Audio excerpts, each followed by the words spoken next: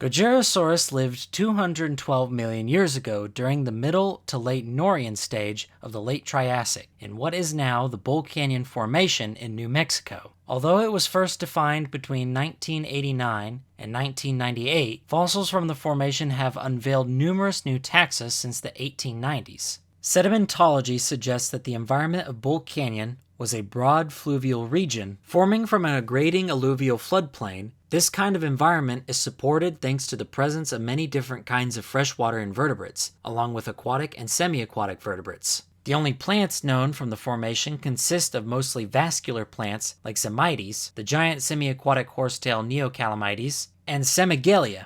Interestingly, other root cast and fossilized wood have been found showing signs of damage from fungi. Its phylogenetic placement in Coelophysidae suggests that Gojirasaurus was not only a highly active predator, but it's also likely one of the top predators in its ecosystem thanks to its size. Gojirasaurus hunted, competed, and coexisted with various animals of many different shapes and sizes, especially in a time like the Triassic, since dinosaurs were not the dominant reptiles during this period. As juveniles, they likely hunted snails, smaller reptiles, small mammals like Pseudotriconodon, and juvenile metaposaurid amphibians that are described to the genus Apachesaurus. While they did have a variety of prey to hunt, along with different animals to scavenge from, they were not completely without their own predators as juveniles. These predators include larger metaposaurids, the bizarre Archosauriform Vanclevia, the parasuchid Phytosaur Acheroprosopus, and true archosaurs like the famous Rhyasuchid Postosuchus. As they reached adulthood, however, Vanclevia would later become prey, and Gojirasaurus would be able to stand toe-to-toe with most of the top predators in its environment. As adults, they would have preyed on herbivorous archosaurs like the Poposaurid Shuvosaurus and the Aidosauriform Revueltosaurus. When it comes to true aidosaurs like Paratypothorax and Typothorax, one of the largest members of its kind,